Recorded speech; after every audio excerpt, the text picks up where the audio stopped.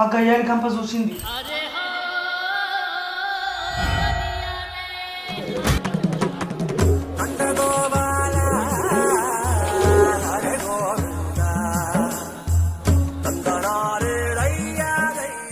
బాబు